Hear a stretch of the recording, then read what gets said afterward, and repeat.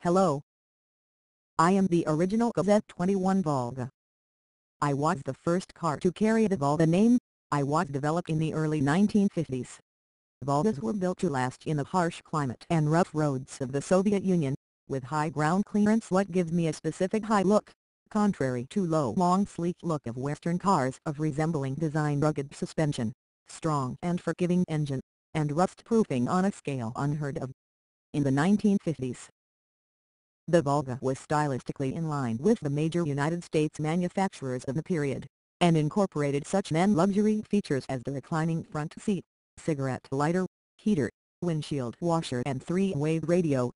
When in 1959 the six-cylinder line of GAZ cars was discontinued, Volga M21 became the biggest and most luxurious car officially sold to individual owners in the USSR in large quantities, though its price was very high and made it unavailable for most car buyers. My large size and tough construction made me popular in the police and taxi trades, and V8 engine versions designated GAZ M23 were produced for the KGB Secret Service. An automatic transmission was briefly offered in the late 1950s, but later discontinued due to lack of service stations, and then through the 1960s on the KGB's V8 version only, with the driver's controls being very similar to the discontinued civil automatic. The Volga M21 was produced in saloon form from 1956 to 70 and estate form GAZ M22 Universal from 1962 to 70. Today, it is considered a motoring icon with fans all over the world, including at least a handful in the USA. I am famous for its unusual features: front bench seat, column transmission shifter, smooth 1950s design.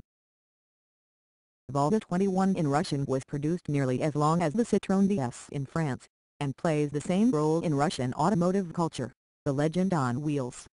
But it became quite outdated by the 1960s, leading the GAZ to develop a boxier, more modern replacement.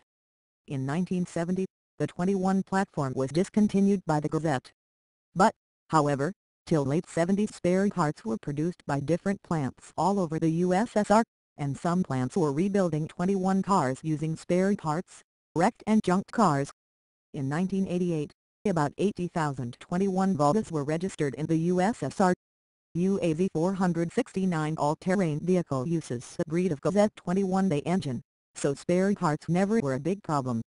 Also, the RAF 977 minibus from Riga Zagabusu Fabrica was based on GAZ 21's engine and drivetrain.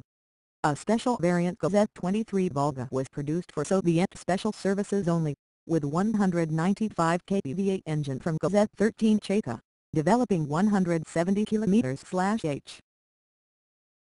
I was very popular in the 1950s and I don't want to be forgotten. This was GAZ 21 Volga. Bye bye.